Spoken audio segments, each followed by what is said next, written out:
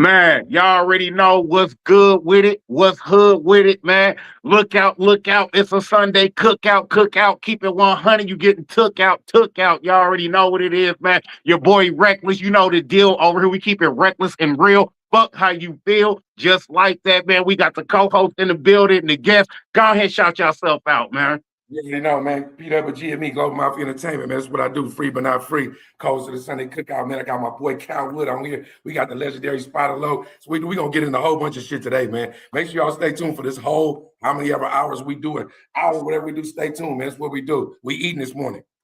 Facts, facts. Go ahead, shout yourself out, SPI and P-Dub. Shout out to Chow Time. Like the homie said, we here to break bread, get full, fill it up. SPI, the most easty Los Angeles Compton native, man. Y'all know what it do. Shout out to Reckless Podcast, homie P-Dub and Calwood, man. We finna eat. What up, what up? This your boy Calwood, man, CEO of Calwood Marketing. Do music marketing, influence marketing for all the indie artists and a few industry artists as well. I'm just happy to be here, man. Detroit, Michigan up in here, man. Shout out to all of y'all. To Low, man, to Dub, to Reg, man. I'm happy to be here, man. Let's get some good conversation. Let's get it. Let's get it. Hey, let's get it, man. Go ahead. I'm gonna let you lead off the menu, co-host. Go ahead, though. Hey, do your thing, bro. We following behind you, family. No. First, I wanted to make sure that you was able to shout out your people out there locally. Yeah, I'm saying some people lost their life out there. I want you to shout them out. Yeah. Before we tap into the episode, man, I want to give a big condolences, man, to the two sisters in KC that lost their life at the club and shit this past weekend, man. Definitely an unfortunate event, man. Security not doing a fucking job, not patting down brothers and shit thoroughly, letting brothers get in the club with the ratchets and shit. Now we got two moms and shit that's gone. Kids got to grow up without their motherfucking parents and shit, and the shit's not cool, bro. Man, come on, KC. We got to do better, y'all. For real, for real. Right. Rest in peace, man, to the fallen soldiers. And also to them damn promoters, man, they make too much money not to pay them security better, man. If I was getting paid $40, I might let a gun in the club too. But they gotta pay them boys better, man. To be and honest, I say this, and we know that it be alliances sometimes with security be regular motherfuckers. So niggas might, I know Calwood, I know Spider. That's good. Them niggas getting in with their shit. Now, right. And this shit, and it happens every day. I'm talking about city, coast to coast. We just talking about this one. But in Stockton, it happened out here. In Oakland, it happened out here. It happens all the time. And it's not to minimize it, but it's like, damn. Like at some point, you got to reach a certain level to where you rather just do it like this. Let's party right here on the four-way panel. Imagine me, in my experience of going to functions and venues, I don't enter unless I can get it in. I'm talking about back then. Motherfucking right. Since then, I don't really go now unless it's a very grown, controlled environment, and it's usually our party. Other than that, I don't participate. But back then, when it was a part of my career and it was going on, if we couldn't get in there with understanding, we're going to sneak it in. Otherwise, we're not going to be there, period. Exactly. Right. Now, look, rest in peace to the people. Without this, I'll let it kick it off, right? I would love for my nigga Spider Low and Calwood, right? Spider Low, you go first. For people that don't know, for people that's watching the shit that follow me, I got a lot of young lives that follow me. Rick got some shit going on. My nigga Wood do. If y'all do share the live, share the stream, right? People that don't know who Spider Low is, who you assigned to, what your background is, just let them know. Just give us a quick little, like you feel me, little lesson on who Spider Low is, so we can know. You might have to zoom in on that. I'm not that close to my camera, but that's a tattoo that says G on it. And it's not just me being a fan. I was affiliated, signed by Curtis Jackson. My name is Curtis Williams. That happened in the year. I met him in 2004. I got my deal finalized in 2005. My experience stretched about to 2008 or 9. That good part of it was from like 2004 to like 6 into 7, and it started falling apart. But before I was signed to G Unit and ran around the world with 50 Cent, Young Buck, Tony Yayo, and Lloyd Banks, I was introduced to the industry on a major level by being under the tutelage of one Suge Knight and The Row Records, which he rebranded Death Row once he exited prison.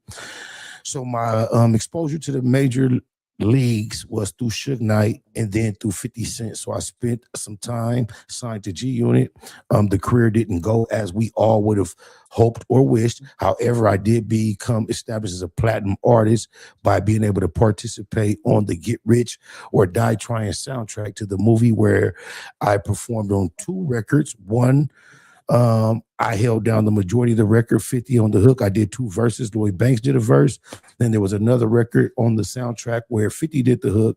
Myself, Lloyd Banks, Mace, Prodigy, and 50 was on the record. Yes, sir. Yes, sir. Yes, sir. And I humbly announce and appreciate that. In a nutshell, to give a quick introduction of myself, that's like a summary of my experience industry-wise. No, but that's respect, and just that's why I wanted you to do it, because for real, bro, like we kind of rock. I was just with Spice One the other day, right? I was with Spice One, right? Exactly, and like true lyrical genius, like kind of ahead of his time, kind of was doing the sing-songy rap before niggas was doing it, blah blah blah, right? And like, especially in California, I'm gonna just say this, especially California, sometimes styles get manipulated in other regions and they take off other places, right? So for somebody like you to be able to step in the G Unit, even though they was like kind of based in LA with the Eminem, the Dr. Dre type shit, when you say shit like you was stamped, you was certified, you was in the big leagues, that's a real thing. We salute that. If niggas don't salute it to you, they ain't got to do it every day, nigga. But when you're on certain platforms, salute that shit. I want to make sure we double back before we go.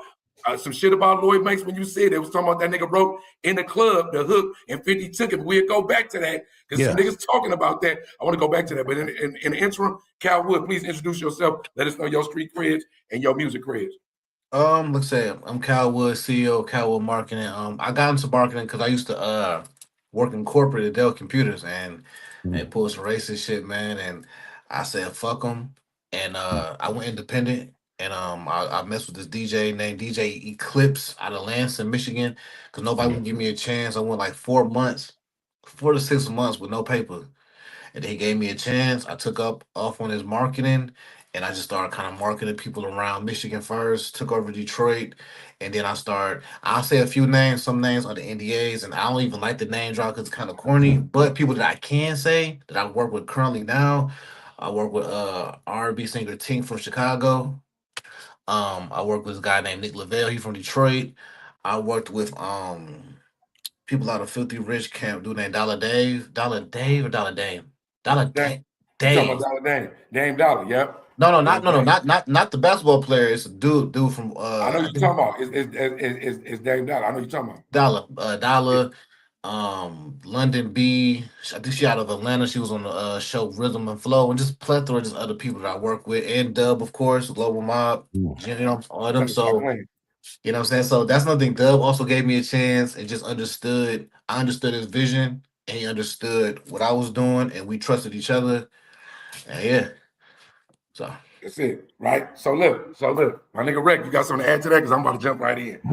Hey, you already know, man. I just want to say, man, we got 2 certified legends on the panel, bro. You feel co-host, man. You already know the co-host with the most, man. My bro for sure. You feel me? FBI, man, certified legend out the West Coast, bro. Stamped, sealed, signed, delivered, bro. No faking, no shaking, bro. Always keep it popping like bacon. Y'all already know what it is, man. C-Dub, hey, tear up the club. Y'all know what it is, man. All love as always, man. My nigga got a lot of rhymes. My nigga got a lot of rhymes. Listen, oh, my mama, he got the riddles for your Hey, I stole a little season from FDR. Took a little season from FDR. Little salt bag up in this motherfucker. You feel me? Little salt bag. Look, so we're going to get it cooking with this, right? This was in the this wasn't even on the menu, but it came up this morning. Shout out to my nigga Calwood. Listen, so it's a rumor going around. I want to say, I'm going to use the words allegedly, and I want to make sure I'm clear on this. I am not a shock jock. I am not a man that wants to rock on the internet and talk about somebody's life or death or whatever it is and create value from that. Only because I'm a real gangster, I'm a real thug. I've done real time in my life.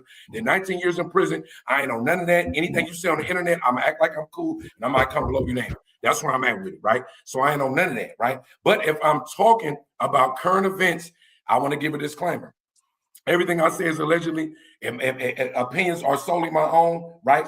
A lot of times I kind of fall back on them, but I do not want to be a man on the internet that's talking about somebody else's situation as if I know about it thoroughly. Because when it comes to court cases, murder, mayhem, and bitches, right? It's always some shit going on in the background that you do not know. In this era, the Epstein files, and anything else that we looked at, and was like, hell no, that can't be true. We know this world is built on shit that, nigga, that might be true. Yes. Right. Thanks. So, given that disclaimer, make sure we clip this part because we clipping shit and we make sure we get a disclaimer, right? We're not cyberbullying anybody. Right. Not at all. We're not threatening nobody. Ain't no none of that, right? Because in the words of Kendrick, niggas like to sue. So you know.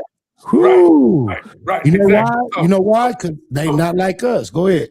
The first thing on the appetizer of the menu is this, right? Right. We damn near going dessert first.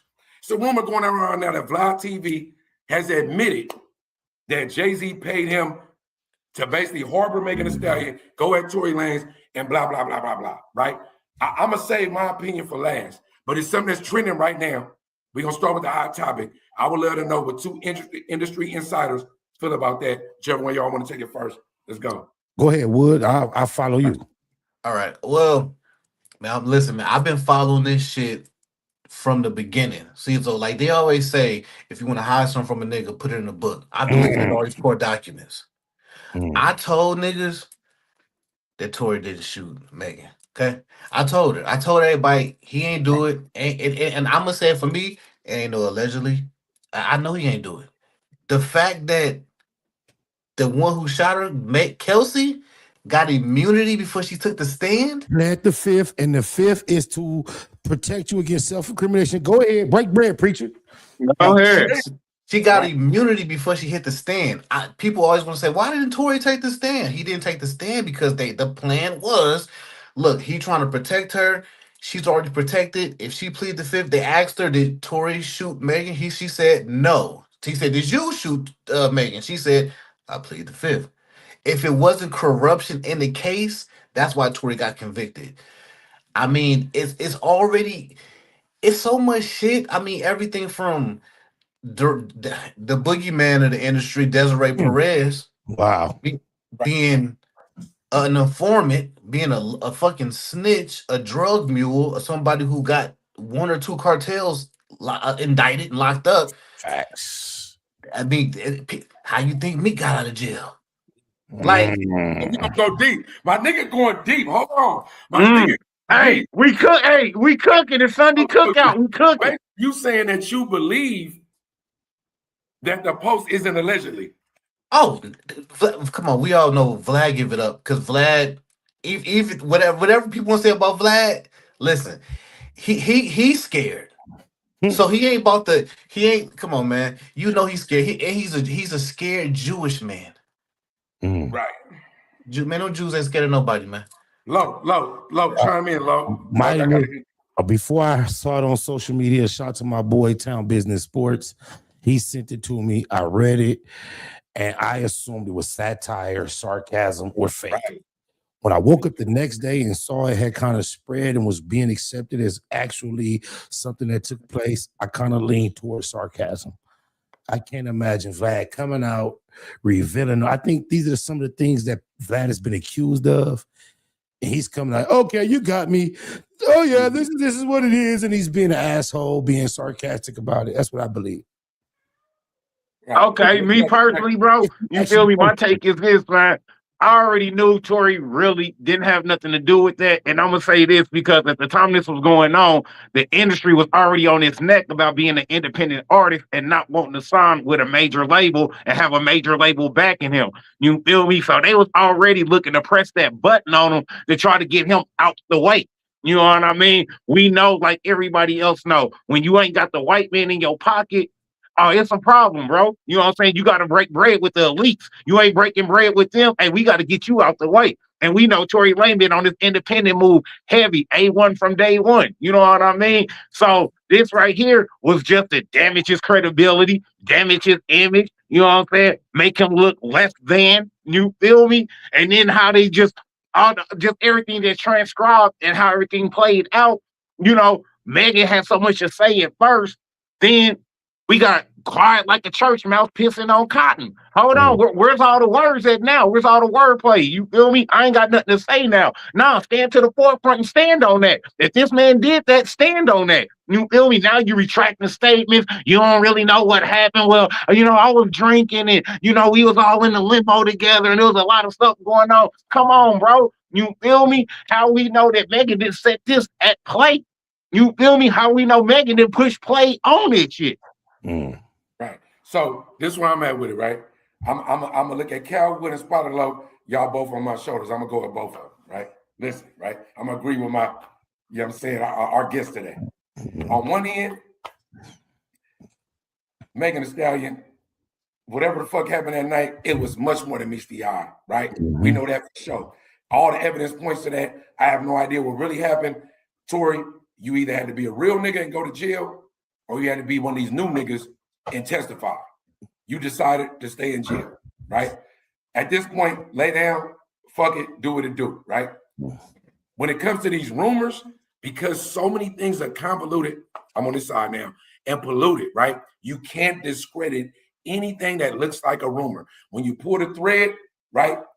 Pizzagate, something like Pizzagate. I don't know if we familiar, if we all enlightened right here in this folk panel, know what I'm talking about? Pizzagate was a rumor about kids being facilitated through pizza companies via Hillary Clinton to the Epstein Island. Yep. When I heard it, I was like, nigga, hell no. Now, nigga, it's probably real, right? So, Vlad, mind you, I have an affiliation with Vlad, Nisha Jackson, shout out Nisha, right? The bank robbing big. We just went on Vlad. We just did an interview on Vlad, right? Remember, Vlad is the feds. Vlad say a lot of shit, or sorry about that.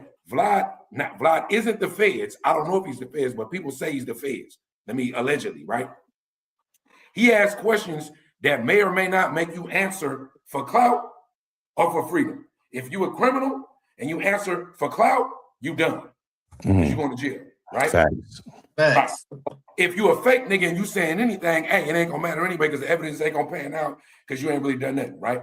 You're gonna ask questions, you're gonna provide the answers. Are the questions prying or leading into that? That's on you to know. And if you somebody, if you got handlers or managers, they're supposed to say, hey, bro, we ain't on that, don't answer that shit. Right? That's on you.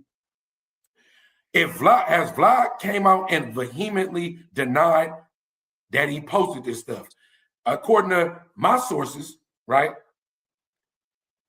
It's on his Twitter page and his Instagram page. Lo, you just went to sleep and woke up and it's still up. And more places with big views. Yeah, fuck me up. Yeah. Right. So we kind of want to be like, right? I don't know. That's where I am. That's where I am. Right. That's where I'm at. I'm at there too because I'm like, I want to go full throttle. Like I told you, bitch, ass nigga. But as soon as you do that, then it's like, Vlad's gonna say, of course I didn't mean it. This is what people have been saying. And I'm like, I want them to see how ridiculous they sound. That's what the spirit I get from it.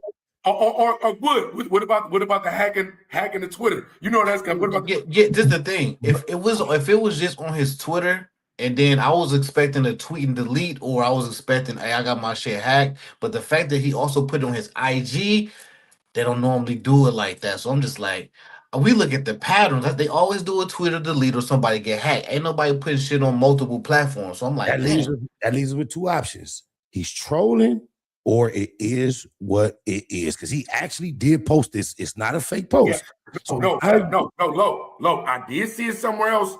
I didn't even. Wood came to me this morning. I did see it somewhere else, that same post. I just didn't see the DJ Block part. In my world, when I read it yesterday, I thought somebody was being sarcastic. That's what I thought. Likewise. Right? But going angel demon. None of y'all is the angel with a demon. Nigga, why the nigga ain't came out in protest? No, that's why I'm saying I think we can pretty much dead the issue whether it's authentic that he posted it because of what you're saying. Okay. Yeah, we can. It's really coming from him. But now what is his intentions? What is he doing? Is it an April Fool's, a troll, or is he really calling himself exposing the industry? I feel more so instead of him being like, fuck it, they did this. I think he's saying, you guys are acting like I'm part of this conspiracy. I'm gonna play into it and make it sarcastically like, yeah, I did this. See how stupid that sounds? I think that's more of the nature of why he posted it. Go ahead. Go ahead. I just feel like with Vlad, just a little bit out there with him and just kind of looking at it, to me, I don't feel like he would take a chance like that. Like either he really on that shit and he like, fuck it, he was about to be exposed. Maybe he was about to be exposed for it, right? Or it's just that Vlad is like real careful about his content, bro. Listen, I accidentally loaded a 15-minute clip of the Niche interview on my YouTube.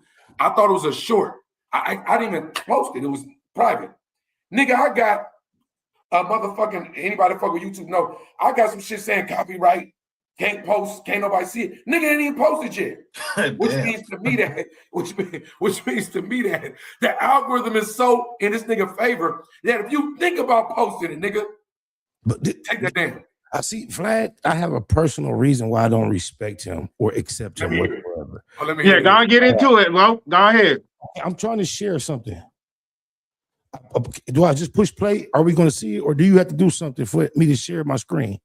I don't know. Shit, go ahead. I think you could just pull it up and then show it. Let's see. You feel me? I'm going to push play. I'm going to try to put, it's not letting me. I think you got to do something, bro, because I see it. I see it right here. The fuck? It won't let me see. How do I don't know what to do. Maybe if I do this, let me see. Let me see. Oh, yeah, I don't got it. Okay, let me see. You got a clip? Yeah, I got a clip to set the mood of what it is that I'm trying to express about Vladimir. Hold on. Vladimir. That nigga called it Vladimir. Listen. Okay, here we go. Here it is. So then he got a cape on. Let's try this. Hold on. Can y'all see it's playing? Yeah. Hold on.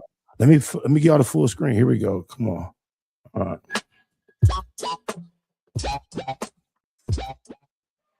Yo, the spot low for G Unit, the most easty on the west side with Vlad the Butcher. Put your ear to the speaker.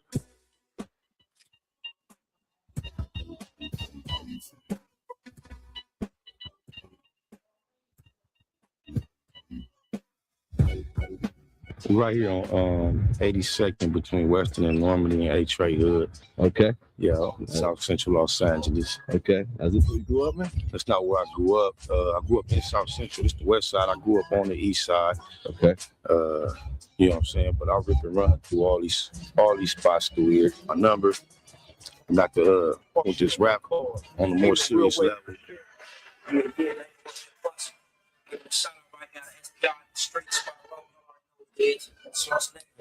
All right, so my thing is this. You see how far back my experience with Vlad goes? Yeah, mama. Since those moments, I've never disrespected him, violated him, done him wrong. He was Vlad the Butcher. Not many people was aware of Vlad the Butcher. Butcher, nigga. Okay. I remember that. Right. But you and I, but to the world, what he is now, they don't know. The people that appreciate him now have no idea about DJ. Let us know right now on the Vlad the Butcher. You gotta put me on that. What's that? Let us know. Let us know. I know he's no good as far as integrity toward the culture just because of our relationship when he was nobody and I was signed. You see our rapport, and since he then, in the hood. That nigga in the hood. And Auntie Hefe hood, not my hood. I'm not gonna get into that, but it's the hood though. Yes, the trenches. Yeah. And when I say it's not my hood, it's showing how far I extended the safety. It's not my section. This is way across it's deep. So my thing is this. He has came into our culture through me and others. And here it is now that he's extremely more successful than he was back then without us ever having any beef, negativity, or disagreement. He has not reciprocated what I showed him that day. The energy has changed. it's no longer, you feel me? I would imagine just based on this one live, if I didn't speak to Calwood or P-Dub in 3 years, and in 3 years you guys had did blue, blue, blue, blue, blue, blue, blue, I could imagine. Let's double back. Yeah, I'm gonna double back on my niggas. If I bumped into you, cross your path. I'm gonna double back on my niggas though. Nigga, so you went from a bald head to dreads. Fuck you mean, nigga? That's hella time. Like I'm gonna double back on my niggas. Now, let me ask you something, Lo, before I want more from you. Is this personal? Yes. Or do you feel okay? It's only personal. That's why I refrain from discussing Vlad from the perspective that you all would, because they're going to say my opinion on that is based on my personal experience. So even though I agree with a lot of things that they say about Vlad in the vulture type shit, I don't participate because my issues are personal and I don't want to get them convoluted. No, double back. Fuck all that. Right. What do you feel about him as a vulture though? Do you feel like he's a culture vulture? I believe he's a vulture amongst a community of vultures, and I think blacks have always allowed vultures to feed off of him. So I don't want to single him out like he's the only vulture causing vulturism to be a thing. But yes, he's definitely a vulture, no doubt. So does your personal not vendetta, I don't want to use that word. No, does your personal feelings accentuate his culture vulturism, right? No, I force myself not to allow it. I'm so aware of it. If he fucked with you, no. Listen what I'm asking. If he fucked with you the way you want him to, would you still feel like he was a culture vulture? In 2017, I went to New York. I did a Doggy's Diamonds interview. Shout out to Doggy's Diamonds. A few days after it released, I got an email from Vlad TV, said, we just viewed your Doggy's Diamond interview and we're interested in interviewing you. It seems so professional and impersonal. My response was, Vlad himself, ? I didn't receive a response in about 2 weeks, which caused me to say, hey, what up? And their response at that point was, we're not interested at this moment. And that was 2017. Now, I've communicated with Vlad through third parties, Vladim22, Reggie Wright Jr. Reggie Wright, that's old school Death Row. Yeah, I told you I started off with Suge back. That's old school Death Row. That's Death Row. Yeah, right. So based on their rapport with Vlad, I've checked his temperature and realized let's just think Vladim22 and Reggie, and I realized he just has no conversation for me. And I look at But why? Why do you think that is? His response is, I just don't see how that would be an interesting conversation at this point. So you have to ask him. If you look at the whole spectrum of his guests, from Bosco. Man, fuck all that. We got to get Vlad. If this clip end up rising and bubbling to the top, Vlad, get spotted like on. And you was just we didn't even know you was Vlad the Butcher. None of us knew you was Vlad the Butcher, nigga. That sounds like a rap name. We didn't know you was Vlad the Butcher. Listen, if it's from the power of this show, matter of fact, nigga, follow me on IG. I've got like 5 pages, bro. I'm gonna make sure I clip this. Follow me. We about to get you an interview with Vlad so y'all can talk about this. Nigga, if I could step in a room with you, I would love to. Not just the interview, nigga, a paid interview. I mean, Vlad, to be honest with you, Vlad owes that.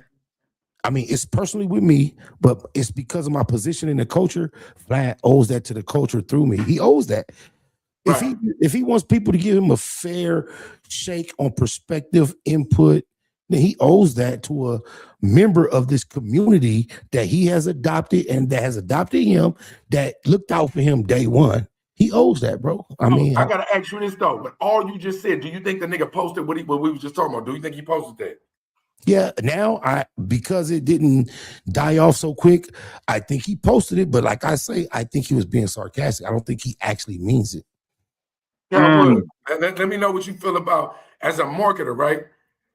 Look, I don't know. I don't think none of us on this panel was like balling in the sense we might be hood rich and we might have ran through some money and know what it feel like to have it.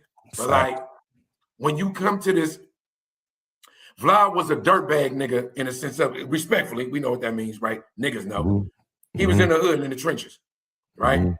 He elevated to another level. Sometimes the people on a lower level feel like the nigga that elevated left him for dead. But sometimes the nigga that elevated feel like I had to leave for dead or I never would have elevated. Wood, what you feel about this shit with Lo? Lo just said some real shit. He said it was personal, but it's some real shit. Let me key you in on one key bit of information from back then to give you an idea of how this all transpired. So you see, that was our rapport. We had it like that. That was based on his request. I gave him that interview. It's a lot longer than that. I doubled back on him like maybe a year later, 9 months later, and was like, hey, he reached out to me. I did an interview for him. I'm finna do this mixtape. I had Felly Fell doing mixtapes. I had a few DJs, Who Kid. I'm like, hey, Vlad. You still on G Unit? Yes. It's still all in a similar time. I reached out to Vlad. I say, Vlad, I want you to host my mixtape. This after we had did the interview. His response was, I don't feel comfortable doing that because I'm a Black Wall Street affiliate. But the game? Yes. So he inserted himself in that dynamic after he and I were cool. So whatever that was, and then this what took place. But you can captain. But look, then what took place was 40 Glock and I did a project called The Graveyard Shift. And it was a few years after Vlad told me, I don't want to work with you because I'm down with Black Wall Street. And I couldn't believe he said that. He said that? On my mama, on my grandbaby heartbeat, my dead homies, my daughters, my lokes, my loved ones, my sisters, my sons, aunties, uncles, and my cousins, cuz everything I love and live for. This is what he told me. So I had to let it be that. Okay, that's how he feel. I couldn't believe he felt comfortable inserting himself in such a fashion. But politics. You politicking. But he put himself in a politics that had absolutely nothing to do with him, which only makes me believe, because DJ Ski did something similar, but I don't want to get off track. But what took place was when me and 40 Glock was doing the Graveyard Shift album, he was interested in DJ Vlad promoting the album. So when he came to me like, hey, we need to go on Vlad and let him promote the album, I'm like, fuck Vlad, he wooty. So 40 Glock bitch ass begging me, cuz you need to squash that shit. Whoa. So at that time, he got me and Vlad on a three-way. And so I'm like, yeah, wooty. And Vlad gave me the most. I didn't know how arrogant he was that we see now.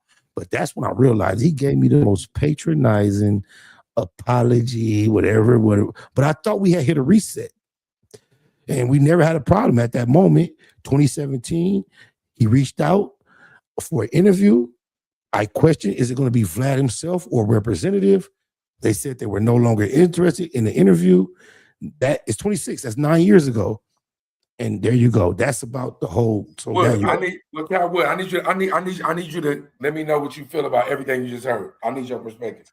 Well, first of all, I appreciate Loke saying that it was personal. You know what I'm saying? Like he wouldn't, I hate a media trained motherfucker. Like he kept it 100. So I appreciate that because people do be feeling personal feelings about things and don't be acting like it's personal. And he should feel that way because let's be honest, guys. Vlad could have died that day and he did. Yeah, I needed that camera. Bro. He don't know how easily somebody I never met could have walked up and got our camera. I would have chased him down the street and come on, go ahead, though. So he protected that man. He wouldn't be where if things would have panned out another way, he wouldn't be here because of the strength of you and the protection and shit like that. Number two, we can't never also that he got how Vlad is, how he is now. We can't trust niggas who buy designer off the mannequin. Okay, remember that. If you're not able to put outfits together. No, say that again, nigga, so they can understand it. I can't trust a nigga to go to the Gucci store, Louis, whatever store and buy. I want that and point to the mannequin. I can't trust you. You can't put your own outfits together. I can't trust you. Get the fuck out the car. So he's, but I mean, like I said, if so many people say the same thing about you, eventually you have to look at yourself. He refused to look in that mirror and say, it's me. And if you're not saying yourself, nigga, you 50 years old, you're gonna be who you is for the rest of your life. You ain't ready to when you a vulture, when you a vulture, you only picking on what? When you a vulture, the dead bodies you just picking on. They're defenseless. Right. So he don't have that perspective. Also, too, with culture vultures, I don't know if y'all noticed this. When it comes to culture vultures, people like him, also people like Leo Korn and other people, right? If you notice, they always go after our culture because they can't get it popping in their own culture. Jerry Heller. Yep. They can't get it popping in their own culture, so they go to another culture and get it popping there. Hold on. Let me call the Mater D. Rick, I need you to chime in on this. Rick, I need the Mater D. Man, let me know what you feel about everything that's going on. It's a lot of shit cooking right now in the kitchen. Where we at with it? Hey, bro, y'all already know we sitting and we popping like fish grease right now. What you mean, man? Hey, I'm gonna keep it 100, bro. This don't surprise me, bro, because just like Spider Loc said, when I got a personal relationship with you, why are you involving yourself in street politics that have nothing to do with you, bro? You feel me? You trying to pick a side that's not even your side to be picking anyway, bro. You supposed to be here as a cameraman. Why are you inserting yourself into hood parameters that you don't belong in? Because when some hood shit pop off and it go bad, now you want to tuck and duck and call the laws and shit. No, nigga. You feel me? It don't work like that. If you got that jacket on, wear that motherfucker, bro. If you're not ready to wear that jacket, take that motherfucker off and leave it where it be. You feel me? Because it can get real reckless out here in these motherfucking streets. You feel me? Just like he said, if I really wanted to get at you, bro, you out of bounds. You out of bounds, Vlad. You feel me? We really could have hollered at you on that level. You feel me? I'm trying to show you love. Loc was out of Spider Loc trying to show you love and show you grace by even inviting you to the motherfucking hood, by even doing a fucking interview with you, by even politicking with you. So by you saying, oh no, I can't fuck with you, I'm inserted with the Black Wall Street, then nigga, why you not over there politicking with them niggas and fucking with FBR? You see what I'm saying? Because now you playing both sides of the fence. And when you throwing shit on both sides of the fence, it get real fucking messy. Right. And niggas and niggas act like it's the niggas act like it's the that nigga Vlad act like it was the 14th century. I really want to see like what did this Black Wash did they do, like they like jumped the nigga in, like how you become like how this shit even work for this to even happen, nigga? Like it's the Knights of the Round Table, the Black Wall Street. And they were like, yeah, we you in here, bro. Like what? Gang had the attention of both Dr. Dre and 50 Cent, and so to the groupie element, that's all it was. It was a rap. No, but not only that, Loc. Being a neutral party in the situation that you're talking about would have got him more money. Oh, definitely. Right. Because aligning yourself with one or the other was stupid. Like as a hood reporter, my name is P-Dub of GME. They call me Dub rather, the hood journalist. Fuck your gang. I'm in the middle. I'm in the middle. I don't what y'all want. I don't even want to know that. Shout out to DC Baby Draco. I'm not sure how familiar y'all are with our local landscape. So we got a young blogger from Northern. Oh yeah, one of y'all from Northern California. From Northern California. I'm from East Oakland. Right. All right. So you know what's going on.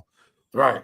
Just based on the logic you expressed, he's out here, feet down, from this trenches to that trenches, opposite sides, and he's doing it based on he has neutrality, just like you expressed. Yeah. But it's been listen, Loc, listen with everybody. It's been niggas in the hood that sell bricks.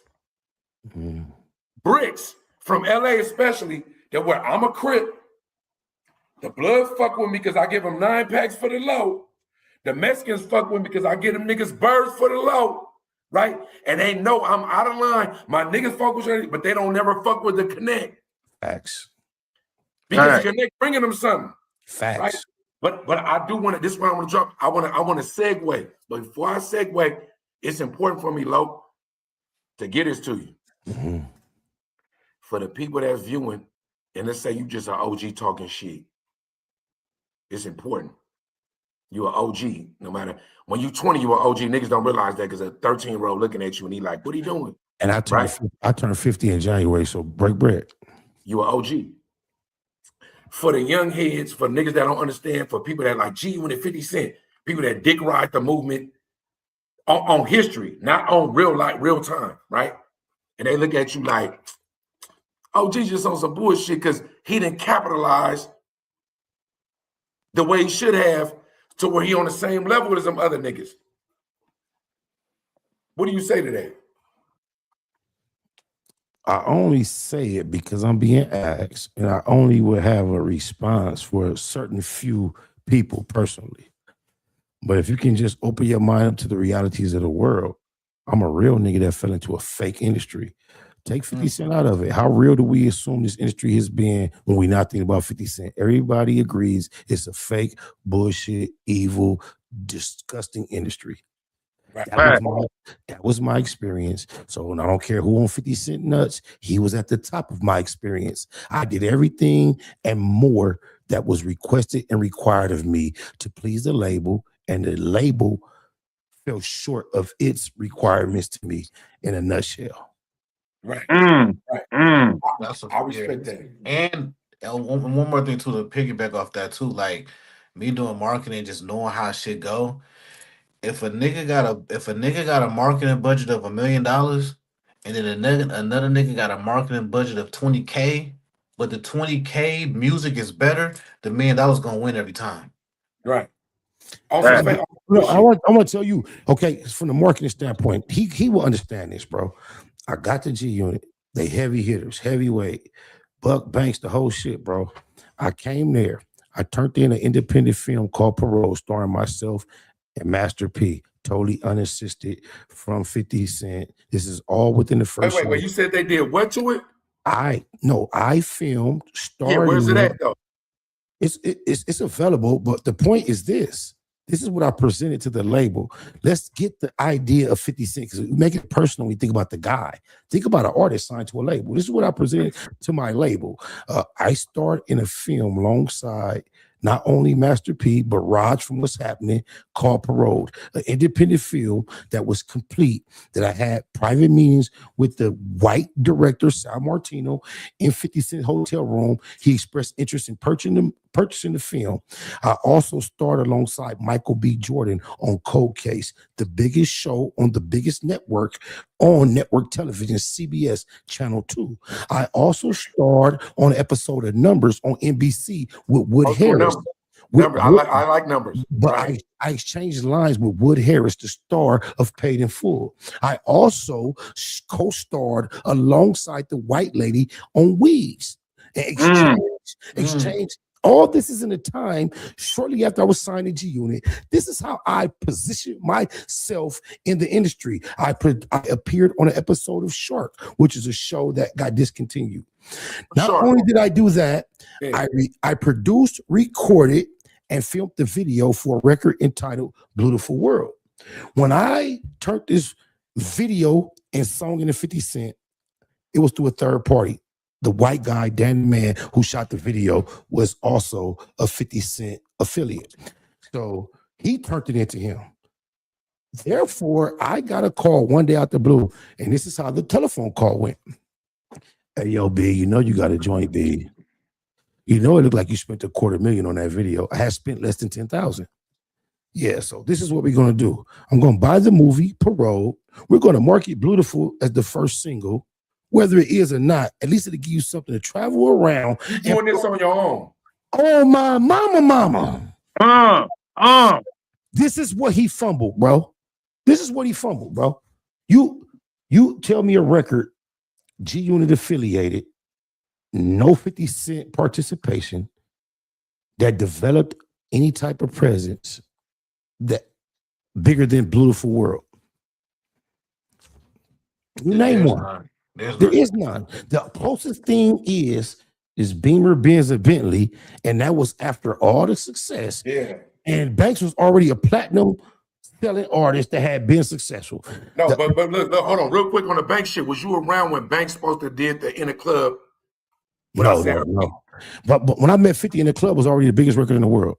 Okay, bet, because there's a rumor going around. Well, it's evidence of it on a Funk Flex remix. Mixtape that that nigga made the hook for that 50 took it from. It's extremely believable from my experience, because I can recall first meeting 50 and when it was all casual, brand new, first few weeks and months, and him telling me to whoop wop wop and me trying to be transparent. I met him interrupting the conversation he was had by rapping a cappella. So now we're having these phone calls and we're talking about this. I felt like I need to get in front of it and tell him I feel crippled on my ability of creating hooks. Wait, you said that then? Day one, bro. Day uno. Nigga, you wasn't speaking like that when you had the bald head, nigga. You said you felt crippled. Let me hear that shit again. Hold on. You said what? Like I was an expert on doing verses, but when it came to making big records, I didn't trust my ability to create professional hooks. Right. Just talking to 50, and his whole response was, "Don't worry about that, because the hooks are a team effort. We do this, we do that, and da da da da." That was the formula. So that's why it's very easy to believe that Banks may or may have not. And not only that, not only that, in this industry, we know that shit get taken and moved around and do blood roll with this. It was a reference track on that, and Drake getting. We already know all that. But in my world, I'm not mad at that. But what I do want to say to you is this: look, at the end of the day, right? Just for the people that might feel like a nigga scorned, if you put together a whole play and a project on a shoestring budget, in the sense of, I might think it's a dope ass budget, but when it comes to the record label, it was probably a shoestring budget, right? It was for you to be able to do that. What's your relationship with you right now with 50 Cent? What's your relationship with Lloyd Banks? What's your relationship with anybody that was G-Unit? Non-existent. The only relationships I can speak of, shout out to PR, Coach PR. He's a Shade 45 serious radio DJ for about 20 years. He went from being like a road manager when I was around him to being a radio personality. So I have PR, Coach PR, then there's Big Dame, who is security. He's now, and for the last 10 years or so, been a part of Chris Brown's security team. These are the and Tattoo Danny in Miami, my nigga G-Unit Crip. Yep, these are the three relationships that I can really speak of that still are in place, intact, and genuine from the G-Unit days. As far as artists, and I want to give Tony Yayo his props because I know he's limited on what he is capable of, but he has been one of the only to be on these big platforms like Vlad, Math Hoffa, and he's casually brought my name up, even on Drink Champs, when it wasn't prompted. It was unnecessary, and he tries his best to keep it real about my. Yeah, shout out to Tony Yayo. Yeah, on my mama. Yeah, and Tony Yayo is a nigga that I didn't. When I look, mind you, bro. Look, just so we understand. Sorry for y'all. I was locked up doing 19 years when your career was spawning, right? Mm-hmm. So when I'm in prison with Crips, Bloods, LA niggas, Oakland niggas, like you know what I'm saying. You know our shit in California prison. You know how this shit go, nigga. I know who you was via that. You so know, when you was a G-Unit nigga from California, you know what this is in the city. Nigga, all right. Bro, like you know what I'm saying. You don't understand. My affiliation really was Compton niggas, and I had to understand that Compton was a separate city from LA. I didn't even understand that going in. Just like LA niggas all thought we was Bloods because we all say blood. Just right. You put the Oakland nigga on the yard. Right? He trying to let a nigga on the other yard know he from Oakland. He gonna be at the gate doing this shit. Right. Just throwing up that nigga. Throwing up that nigga. Yeah. I'm saying that, bro. I appreciate your perspective. If you ain't been able to air it out, like in a way, in another venue other than your own, because when you're on your own venue and you air it out, I feel like you tripping. Right. When you're on somebody else's venue and they ask you a question and you be able to air it out, it's because somebody asked me a question, right? So to my niggas, Tony Yayo, other than you talking about eating raccoon head in Morocco or something like that, right? Like, my nigga be wrong. Listen, my nigga be talking about listen. Man, right? I'm eating lemon pepper angel wings. Yeah. Yeah, no, Tony Yayo definitely be expanding his palate. He be trying some shit. Top, right? Listen, right? But he rock hard for 50. You can't knock him. You can't knock him for he that. Rock hard. Right. So segue, right? Look, I swear that's why we got to do this again. Because I want to focus on the shit we on. But segue, we talked about Jay-Z. We're going to go to the Russell. Anybody on this panel don't know about the Russell? If you need schooling on it, is what it is. Bars. Oh, I know about it. And please let me speak after you get done with the. Let me go. I got some shit to say. Right. So go ahead, P-Dub. Go ahead. Bay Area native. I'm from East Oakland. He's from the 707. The Russell. He's a golden child where we from, because from the rooter to the tutor, from nothing to something, from actually figuring out promo and marketing schemes that none of us was on. The Russell, you got to salute him. You got to salute him, right? It led all the way to the Rock Nation doors. Just to give you a sidebar, he signed a Rock Nation, Rockefeller throwback. I'm OG, right? He signed a Rock Nation, right? And because the Epstein files dropped, people are going, what would he do there? Where 3 weeks ago, people were like, nigga, what you mean that's Jay-Z? I'm going to tell you something. Any nigga from my soil that got a chance to not only sign with a legend or a legendary name, not only that, to grind for a nigga getting $100 off a G bundle would do it right now, right?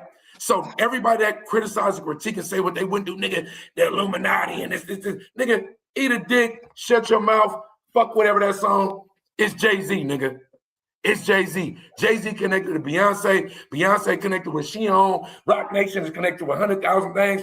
Any rapper that's aspiring, they said, hey, I'm looking at you. What we doing? They would have took the 800,000. So fuck that. Fuck what you on. It is what it is. The Russell was, I see you. Well, the Russell was what he on. I want to hear from the panel. What do we think? Go ahead, Lo. Go ahead, speak on it, bro. Shout out LaRussell from an MC standpoint. Not him as a person, but his craft I worship. I see the genius in what he does. I'm an MC, a poet. However, I want to ask you this, P-Dub. Are you either a current or former street cat? Yes. Okay. You talked about some of Jay-Z's affiliates. You didn't mention Des Perez. And you're saying anybody from your section would have jumped at that opportunity based on who Jay-Z is. And we respect Jay-Z based on the same reason we respect E40 outside of their craft. Right. I don't believe E40 knowingly would jump in bed. Maybe he would with Des Perez, similar to Jay-Z. So my thing is this. I remember at one point, LaRussell was promoting that he was approached by Rock Nation with some contracts that he didn't think was appropriate, and he stood back. 800,000. 800,000. He didn't want it. Right. Go ahead. No. It wasn't no money on the contract in the beginning. That's what he said. Okay. And that's what happened the first time I got 3 contracts from Sugar was no money. So my thing is this. I also can recall Terrence Crawford going viral recently about being questioned. Will he get back in the ring? Something he does like riding a bike for $100 million. And he said no. And when he questioned, he said it would be a form of selling my soul. So when you're saying anybody from your town would have jumped at this opportunity, fuck what everybody think, even though Jay-Z is in bed with Des Perez, I want you to qualify or quantify why that's cool. I'm qualified right now. This is what I'm qualified by. It's niggas doing fake ass shit for free right now. It's niggas doing whole shit for free right now. It's niggas telling on their best friends for free right now.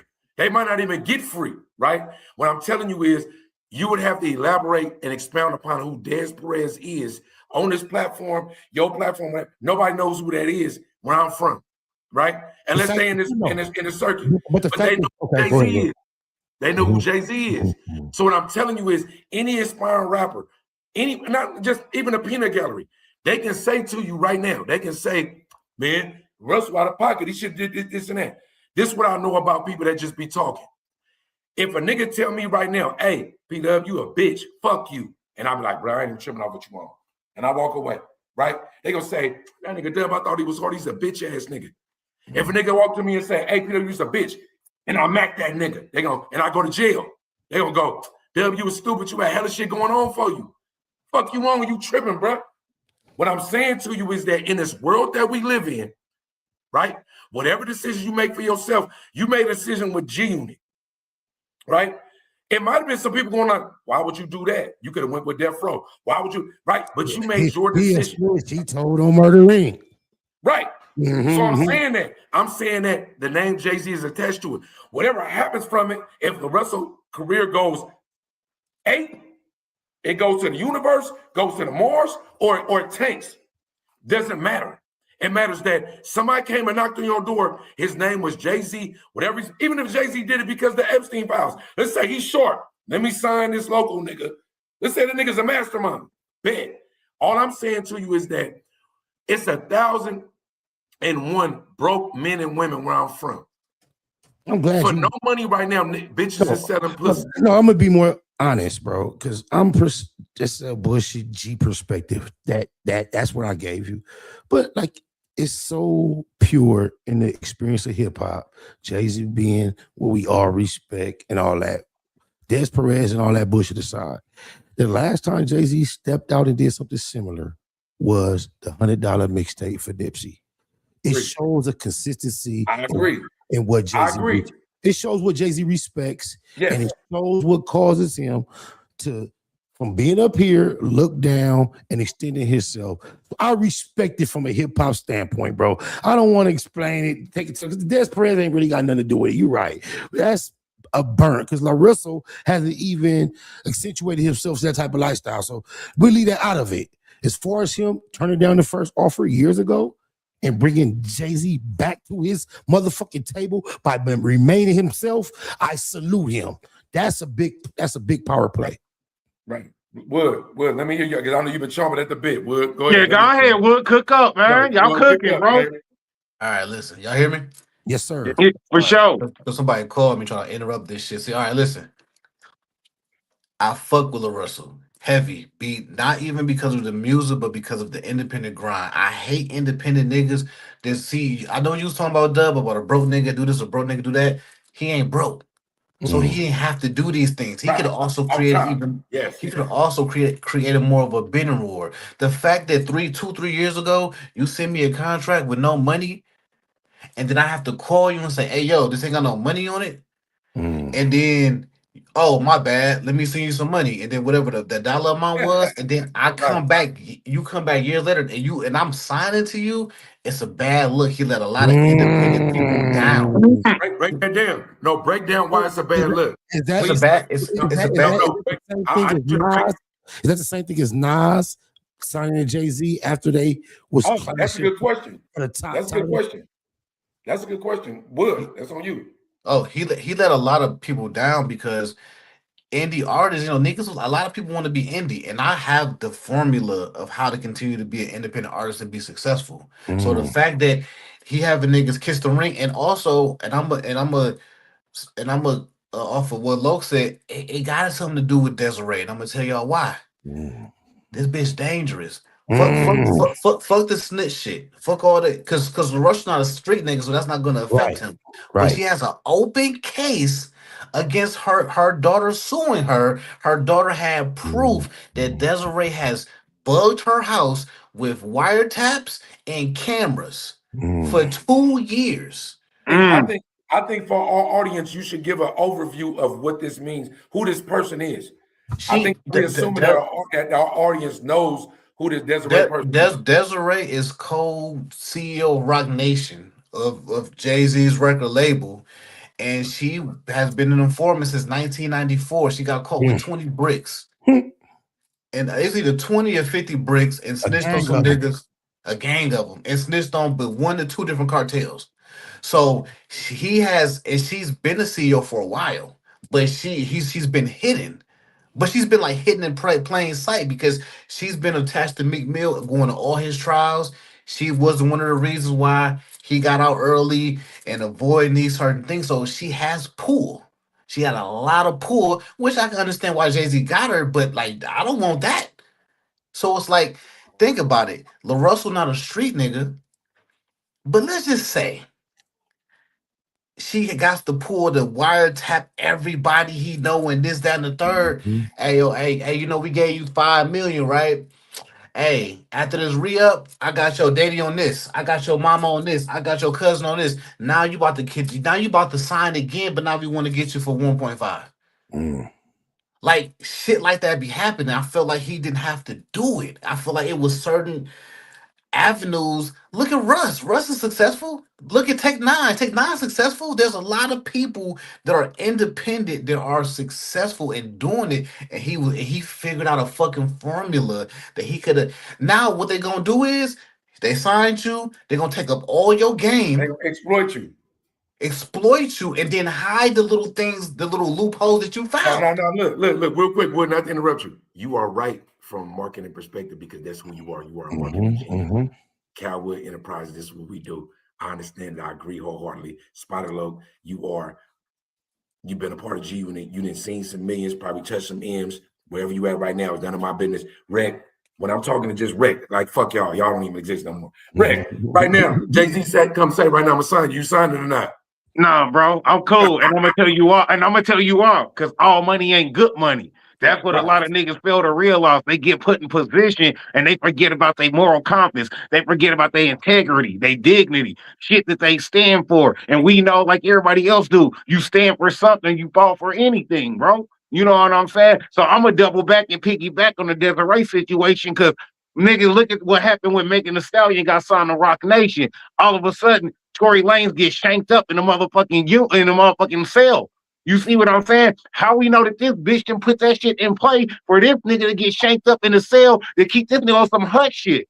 You see what I'm saying? Nasty fucking work out here, bro. Straight up. But Ray, you a gang member. Nasty work happen all the time. No, that's fact. Let's just clear the air. If somebody, if you fucking with a bigger crew and they annihilate you, however they got to do it, victory. Like that's what it is. Oh, so you saying all is fair, law or not? I don't think, Rick, you might be an anomaly. If I talk to 100 broke niggas that was rapping and Jay-Z said, "Hey, come here," they don't give a fuck about Desiree. I'm gonna keep it a Google at this point in my life as 50-year-old man, just to clear the air for anybody who ever may get a call from Jay-Z. If Jay-Z called me tomorrow and say, "Hey, I just heard this song, I want to use it," I'm gonna do the business, bro. We can license the music. We can get to the money. Yeah, I gotta keep it a Google. No, I respect that though, Loke. I respect that, SBI, straight up. I respect that, bro. Even if he approached me with some form of the Laresso situation, business is business. Because I realize this: we walk into business establishments every day and conduct business with individuals regardless of their personal beliefs and all that. So there is a line of separation. Now, if you line yourself and fraternize like how I did with G Unit, that's a step further. But like that, you in the gang. You in the gang at that point. You in the gang. Yeah, it's like gang culture because you're from. Listen, bro, you're from a real Compton is a. For those that don't know, Compton is like. Even if you're in a gang member, Compton is Compton, right? Look when how you do shit like this, that means like, nigga, I will kill and die for you. Kendrick did everything he can to separate himself from gangs, and the Pyru still claim him.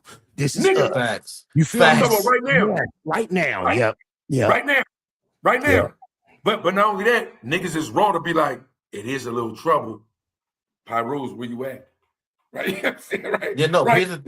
Just like we know the Chris Browns and certain people in the world ain't never got jumped in. Right. You ain't never got jumped in, but you were part of the game. But that's because you can't. That's a fact. But here's the thing. I do agree with Loke. Like, here's the thing. If Jay-Z called me and say, "Hey, yo, I need you to do some marketing for La Russell," guess what? I'm gonna do it for two reasons. Number one, the money. Number two, I got a pure heart. So I'm gonna make sure he good. But if he be like, "Hey, yo, I want to sign you to Rock Nation to the marketing team and put the Rock Nation chain around my neck," fuck you, nigga. No, I need all my shit exclusivity contracts. For no amount of money? For no amount of money. Hell no. Because here's the thing, bro. Because I know amount of money. Bro, I can get it on my own. Reckless, you need to pull up the Terrence Crawford clip where the nigga, this is exactly the same shit. Bro, I can get it on my own, bro. Yeah, same shit. I'm gonna do what they do, like I've been doing. I built my shit off hard work, but also off of credit. I preach also not just marketing, but credit. A lot of my clients are thriving off of credit. Let's get your credit score to this. Let's get your business. Let's get your business credit to this, and let's go get you a loan from the bank. Because if you go get signed to Rock Nation, your $1 million is an advance from the bank. Elaborate on that credit shit, because people think credit is magic. Yeah, go ahead and cook up on that, P-Dub. Listen, this credit shit it's easy, bro. It's really easy, and it doesn't look easy because the white motherfuckers want to make us look like it's hard. It's easy to get to past the 700 in your credit score. It's easy to create an LLC, do it in different states, because California, that shit like 750. Fuck that. Do your shit in Wyoming, Colorado, Michigan, Texas, where in Nevada. It's a place where you can do them. Build your business credit 6 months. Easy as fuck with like $200. Go to the bank and structure your shit, and then you can go get 50K. You can go get 100K. You can go get $250,000. This shit. And if you want to skip the line and say, "Man, I don't want to do all that," you got $5 grand. Boom, go buy an Age corporation that's already been established for 10 years. Yeah. Right. And go to the bank with that. And then you can go fund your fucking music career. And this is why we need to come together as a conglomerate. This shit easy, bro. Really, on some nigga shit. You can sit down and talk to your significant other and say these words, and she gonna be like, "That sound like magic." Oh, you see, man, boy. Oh, that's a whole other conversation. You talk about the women. That's why we got to lead. If you want to see a dream die, share it. I mean, with women a lot, but share it with people who are not dreamers. Go ahead. Yo, listen, bro. They're gonna be like, "Nigga, you about to go to jail," but you would be like, "Nigga, Trump is the president. He showed us the blueprint." Listen, when you are a truth teller in a room full of liars, they're gonna try to make you look like you the liar. Right. So, right. I want to ask. I want to throw a question out there. What's success today in the music industry? What is quantified or qualified as success today in the music industry? Honestly. Man, I'm gonna make this short and simple. In my eyes, I feel like success now is not even based off money, based off fame, or based off your music. I feel like now it's all influence. How popular are you as an influencer? Can you make people lead and follow in your direction? You feel me? We looking at Casanat. He was a streamer. Now, why do the motherfucking elites want to put him up under the wing? Because he's a fucking influence to the masses of the youth and the ones that's looking up to him. So whatever he do, whatever he say is gold, these kids will go follow and purchase that shit. Facts. So I feel like now it's not even about your music talent no more. How influential are you to your community and to other people, and your word speaks volume. Look, I'm glad you said that, Rick. Also, guys, Kai, we want you to do the humiliation ritual. We know you can't read, dumb motherfucker, but we want you to read in front of all your people because we gave you $150 million. And then you're gonna be suing for 358 years from now. Because ain't no way a nigga can't read that good, and you want to read in front of all these people getting cooked. You got too much money. You got too much money not to hire a tutor. Real quick. Everybody read that comment from the average Joe. That's the average Joe. The average Joe. I just shout out to the average Joe because I don't want to go work no forklift or warehouse job, right? See, like a lot of times we be talking, and I ain't gonna lie to you, Lo. I done look back, double back on some of your shit. It's only a few of us, bro, that's able to escape the matrix. But you really can never escape the matrix because you're the minority. Right? So people that are crash and burn are tune in to this full panel. Might only get like 300-400 views, something like that. But this shit be so enlightening and uplifting. We talking about the music industry. We talking about successes here. But it be so many people that's the average Joes, bro, that every day sacrifice their life on the front line. Facts. Right? Facts. Right? So even let me expound upon my question. What is success, period? Now, you mean perceived? Are you asking what is perceived as from the public, or you mean actual success? Or to us? Actual success, regardless if it's music or anything else, is getting what you consider a fair return on your investment, and that only can be quantified by the individual that's investing. Because I could feel totally successful, and you could be looking at me like, and I'm happy at what I accomplished. What up, son? For sure. What'd you say? You got a stud finder, right? Go ahead, Rick. I got a stud finder. I think it's in my. You got to go to my house, look in that dressing room, and look in the door. Me personally, I mean, I feel like this. You know what I'm saying? Success is in the eye of the beholder. You feel me? So, meaning, if you feel just like FDR said. If you feel like you've reached a certain level of success personally, the masses might not agree that you've reached that level of success. So it's in the eye of the beholder of what you feel that success is. It's success hitting $1 million. It's success having a platinum hit. It's success having your shit spinning on 3 different radio stations at one time. What is success in your eyes? You feel me? Because success to everybody is different. You know what I'm saying? We all have our own opinion, our own thoughts, our own definition of what success is that might not agree or align with the masses. So if I say success is, hey, I got a platinum hit, I got artists on there I want to fuck with that's featuring, and I got FBI on there, that's the bro, whoop-de-whoop. The masses might look at like, bro, you ain't got Drake on there. Oh, you ain't got Kendrick on there. Oh, you ain't hit no real success. But if I feel like, oh, go ahead, FBR, go ahead, intervene. Go ahead. Nipsey gave us the perfect way to view it. It's a marathon. If you watch a marathon, the motherfucker that come in last, walking on his knees, celebrates. Success is in the person experiencing the marathon, and the life is a marathon. So you might see 1,000 people beat you first, second, third. Watch a marathon. Everybody that crossed that line throw a party as if it's the.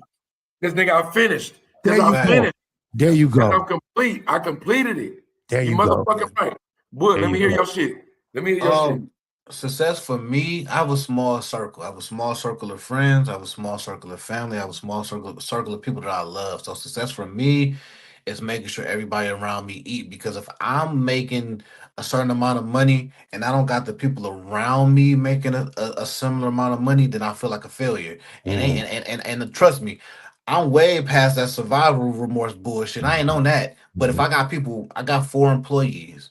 So if they're able, I'm super personable with them. They're like family. So if I see what they're going through, if I'm making 200-300K a year, I need them to, and they was making maybe 10K, I need them to make 50. That next year, if I'm making 500, I need them making 80 to 100. They have to be successful because I can't do this shit by myself.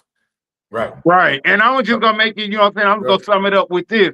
I feel like success is not monetary gain, it's longevity in the game. Right. Say that again. Success is not monetary gain, but longevity in the game. You feel me? Let me break it down to you. Like, I don't know if I'm the oldest nigga on the panel.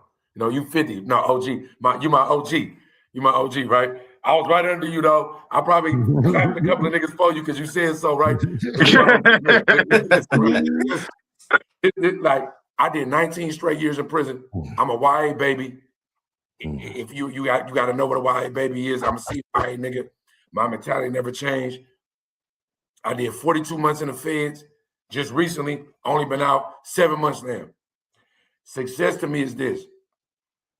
I lived, right? I've done everything that I wanted to do, but I was able to establish relationships and love with people that even if they didn't know it, especially because I'm the nigga that's always spitting the game. I'm the nigga that's always giving fuel, but only rarely is somebody going, hey, Doug, fuck what they on. Here goes some gas.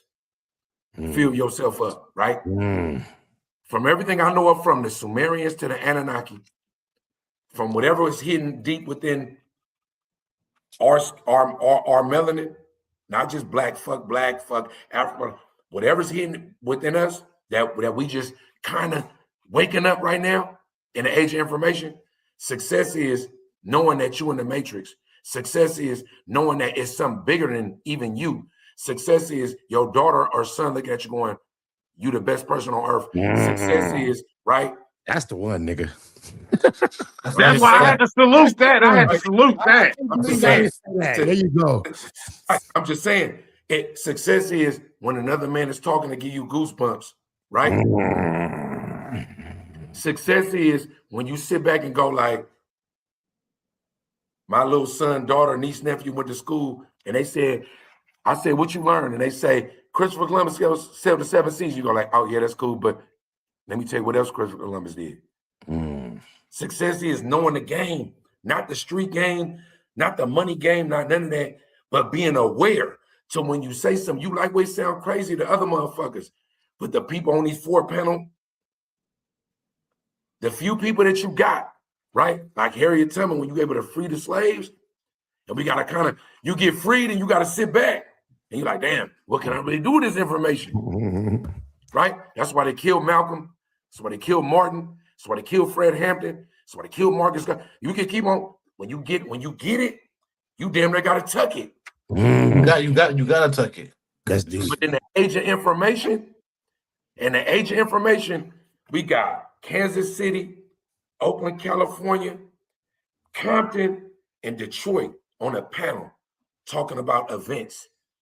The age of information makes it to where you could get it out. I don't give a fuck if we got 193 views after 6 months.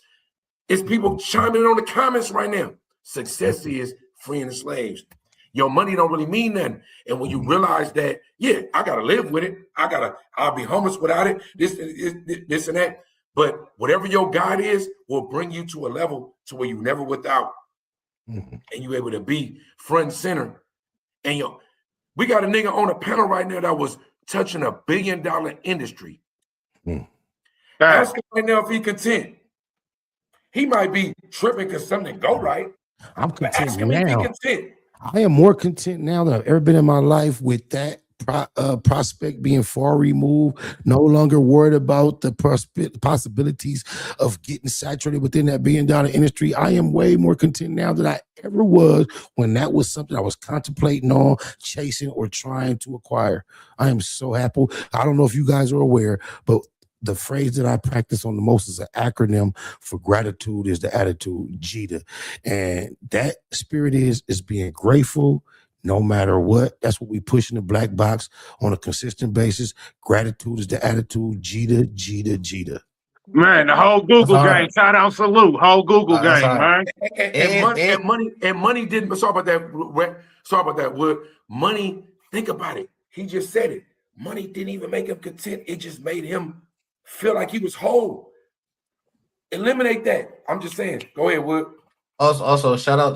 It's another thing about Lo. Shout out to Lo not being in them Epstein files. Also, not being in them Diddy parties. You know what I'm saying? You know what I'm saying? Like it could have got dark. But see, when you real though, they ain't even gonna present that shit to you. There you go. Right. And that's why I'm gonna keep it 100. I feel like SPR, you know what I'm saying, stay true to self when a lot of people would have wavered their moral compass. You in the room sitting at the round table with 50, Lloyd Banks, $1 billion industry niggas, $1 million dudes. You feel me? You know how easy it is to water down your motherfucking moral compass just to align and fit in with the right crowd. So just the fact that nigga SPR stood on all 10 with the wind against his back, nigga, all fucking facts, nigga. Hey, I can't give nothing but love and respect to that. On that subject matter, let me go say ahead, Lo. Go ahead, Lo. I gotta go in a few minutes, but I can remember a time where there was a homosexual publicist that I was introduced to come aboard to help my campaign as we started realizing I was on the back burner and it was like probably not gonna happen the way we thought. One of my friends introduced me to a guy that was a publicist. He was a homosexual. And the first time he came to my studio to come have a business meeting, we might have been 8, 9, 10 deep in the studio. He sat there in a big ass office chair, Indian style, holding his ankles. And as he observed us in our natural environment for about an hour, then he asked for the floor. Like, let me speak. Woo, woo, woo. And this is what he told me. He said, look, man, I can tell you right now, you have no idea when or where you may have shut the door on your career because it's a word I hear y'all use too much. And it's the F word. He said, y'all, you got to get that word all the way out your vocabulary because you have no idea who you done offended, who was about to take you right through here and see how you think. And they just changed their plan without announcing it to you because they see how you think and how you feel and they know. You ain't on that. There you go. You ain't on that. There you go. Like, they should have been. They should have been on the DL. Then they should have been open in Indian style like my man. Nigga, no, but nigga, that was your blessing. Because let's say you was willing to conform, you would have ended up in a situation where you're gonna die or kill. Because look, I did 19 years. If a nigga tell me, yeah, but I ain't gonna lie, I just got some head, bitch, you was a faggot the whole time. Yeah, I would be, but the fact that you say that there was no possibility for me to ever conform. That's what I'm trying to tell you. Right. No. My point is this, nigga, if I do 100 years or 30 days, yeah, I'm not even on that. You let that motherfucker dry up and fall off, nigga. I'm not gonna do nothing to no man. Right. That means what I'm saying, if you ever conform to it was in you from the first place. Facts. And also Dub saying too, like if you would have said the right things to get put in these rooms with these closet people that you don't even know that they're closet yet, right? I don't know if y'all remember that show called The Game, the football show. Yeah. Okay. This would how it would have went. Y'all remember that episode when Malik he invited one of the football players to his crib and he was cooking lasagna and he was playing R&B. He didn't know my man was gay. And then he was like, and they was playing Jay Holiday Bed, and he was like, and the dude came from behind. He was like, I'm gonna put you to bed. He was like, what the fuck? That and now you would have caught a body. Exactly. Right, because you would have killed the nigga. But look, Low gotta go. Low gotta go. I want to, before I go, Low, this is what I want to ask a question to the whole panel, right? And just, what's the current event? What current event for the past week or two, right, that you've seen that you would like to speak on before we go? Go ahead, FBI. I'm gonna let you take the floor on this. Corey Holcomb is bunk. Oh yeah, hey, bro. Man, FPR, bro. I watched your video last night with my girl, bro. Dead ass. I watched your video last night with my girl, bro. That shit is nasty work, bro. Dead ass, bro. We got him basically co-signing down there the type of fucking nasty treatment this nigga R. Kelly was on, bro. You sitting here with a 15-year-old girl in the bed, bro, and you sitting having these type of fucking physical thoughts towards a 15-year-old girl. You can't really speak on what you want to say because you know you get your platform shut the fuck down. But nigga, just the fact that you even got these thoughts going through your fucking head while sitting here being intimate with a 15-year-old girl's mother, bro, that's fucking nasty work, bro. Corey Holcomb, bro, you need to be fucking executed, get taken the fuck out, bro. You a sick-ass individual. You fucking disgusting, bro. Let me hear your shit. That's basically my takeaway, but I want to say to us, I know y'all like me. We appreciated him. We kind of rolled with him. It was him, Cat Williams, and maybe a couple others that just felt like he was our type of guy. I just want to say to niggas like us, that shit is over with. Bro has exposed who he really is. And if you resonate and align with that moving forward, you bump. Craig Fax is my partner. I do not understand how he can move forward with this dude from this point. And that's the most current. You gotta elaborate because some viewers now don't know. They don't know what you're talking about. What happened with Corey Holcomb? Corey Holcomb, if you're not aware, it started off the exposure campaign. He got into a confrontation with Anton Daniel, Regardless of that, what happened is now the spotlight has been on him, and there's been a bunch of evidence come forth that not only that he is very comfortable with being offensive and with a female he doesn't like or appreciate is way over here, he'll close a gap to come way over here to physically harm her, even though there could be a man in his face like this that he doesn't like, and he can refrain himself. Yeah, avoid the nigga. He'll avoid the nigga. But now, in him trying to explain all that, it's also been exposed that he has a propensity to sexualize children. And I don't respect it. I'm a father of 6, a grandfather of 1, 4 females within that order. There is no respect for him whatsoever coming from me. You a bitch. He's a bitch. He said that he knew his daughter was a slut at age 3 months because she never kept her bottle in her mouth, but instead. Wait a minute. Wait. He said this out loud, bro. Yeah. Yes. And he said his daughter used to take the bottle and put it all over her face. He said, "Oh, you just like your mama." I love y'all. I gotta go. Melanation over everything. Be about your melevation. This my boy. Y'all my folks. I'll be back whenever y'all need me. And all of the pages, bro. It's all love. You already know we'll do this again. We can do a panel on my platform too, y'all. Bet that. You know I'm down. For sure. Much love. Man, appreciate you taking out your time, FBI. Hey, blessing the Sunday Cookout, bro. All love as always. Go out there, handle business, get a Google gang. Y'all know what it is, man. The Loke in the building, bro. A special thanks to you, Reckless, for the support, the consistent support. Anytime you need me, bro.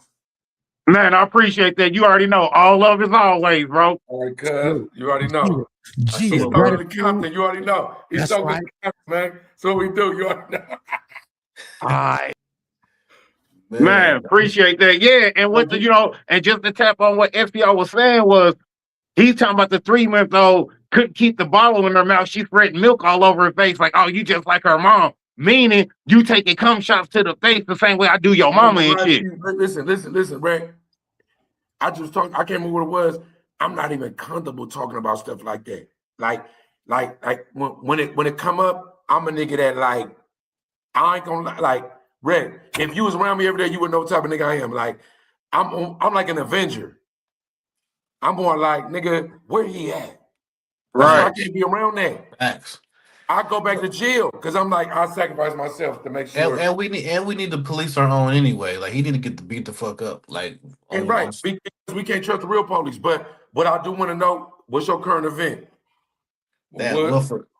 For me, I'm a lighten a little bit because that was dark as fuck. That was dark. It's this pyramid in Egypt that this archaeologist found. Like I don't know how they did find it, but they found it, and it's this door they about to open on live stream. I don't know if these niggas about to die. I gotta find a date, but please, nigga, I need that because the pyramid is the key to our whole shit. Yeah, they about to open that shit live on stream, bro. I said they already put a little small hole in there, and they took like a little robot with a camera, and they already could start looking up in there. But I'm gonna find it. That's the Anunnaki, man. That's Anunnaki, man. I need that.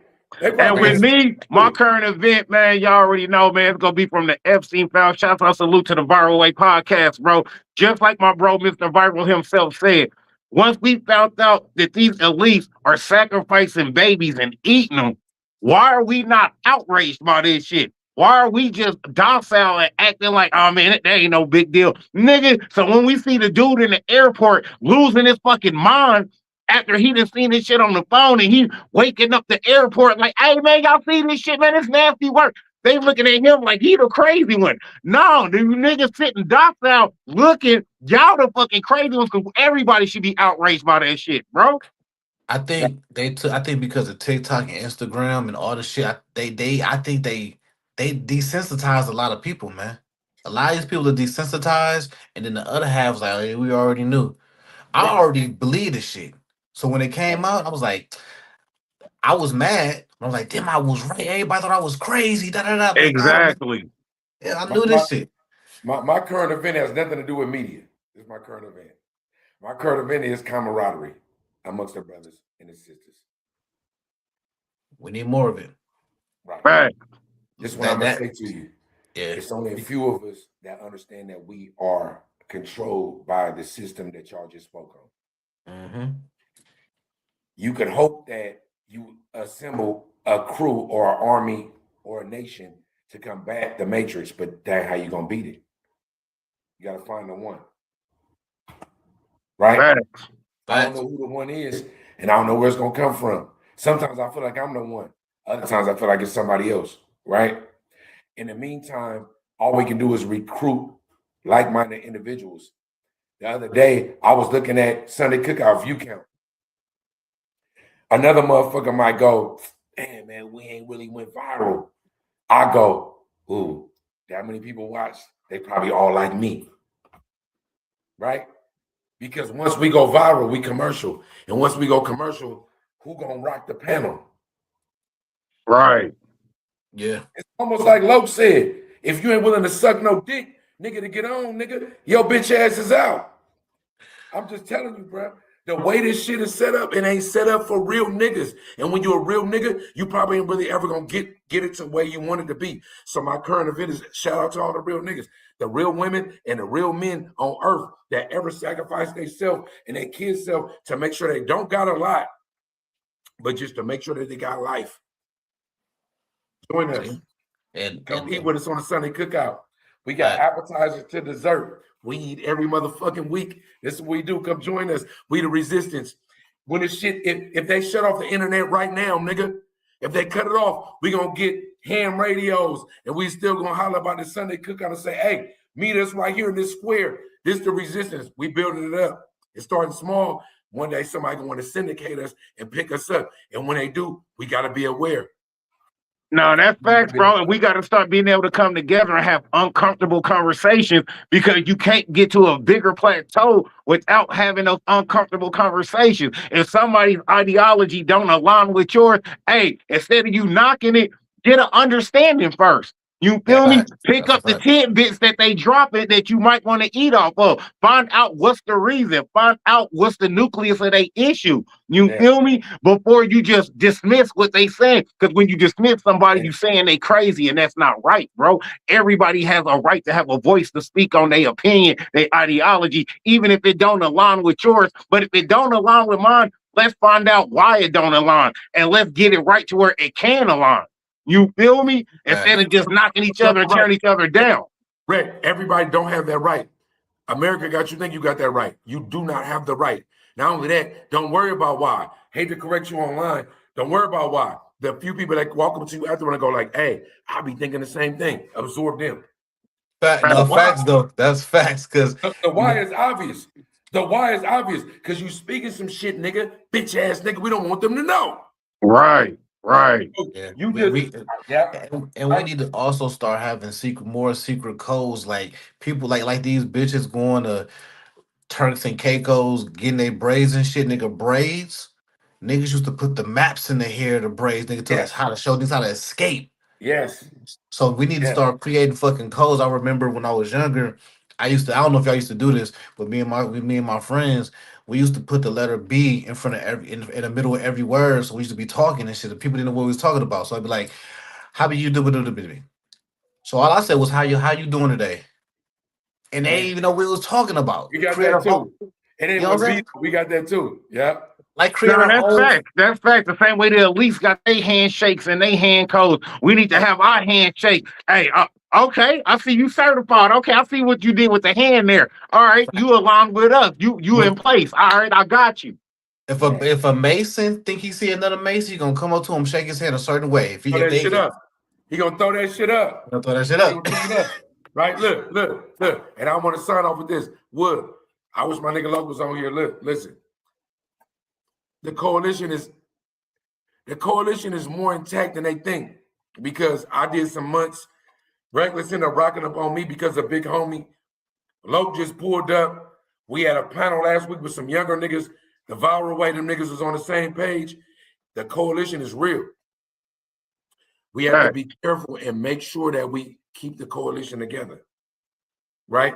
So however we do it, we talking about marketing, we talking about the game, we talking about the streets.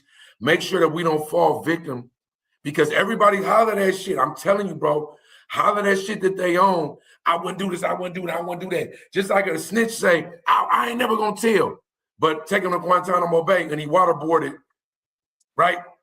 And hit with a curling iron on his nuts. That nigga gonna tell everything on his mama and everything, because you a human. Ain't got nothing to do with the streets of the game.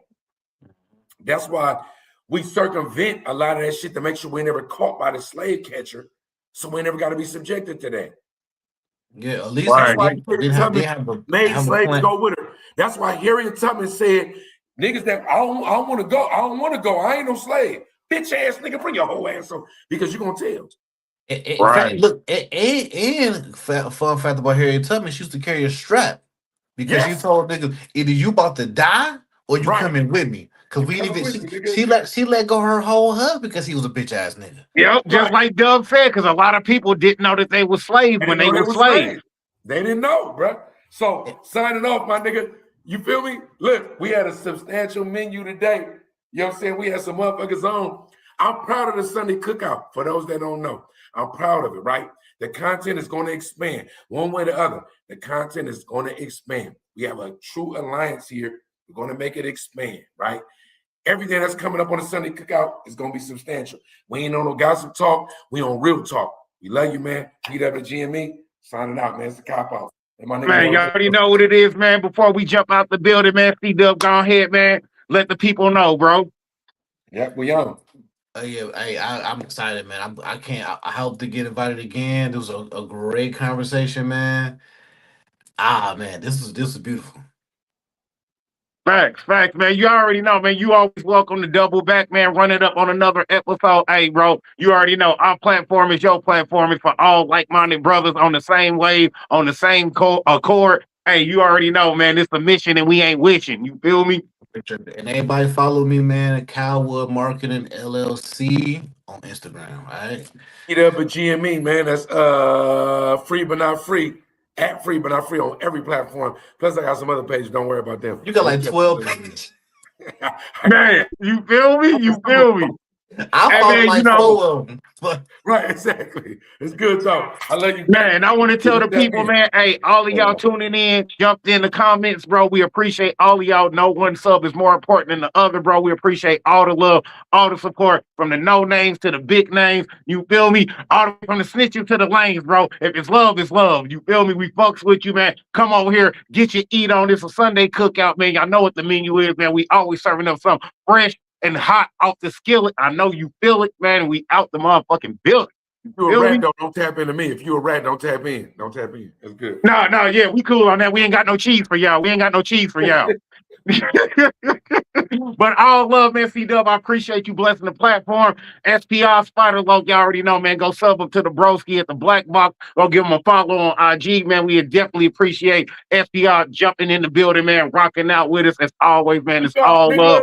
eat, nigga, cook out, nigga. You feel me? It's good. Love you, You boy. feel me? It's a Sunday cookout, man. Look out. Y'all know what it is, and we out the building, bro. All love as always.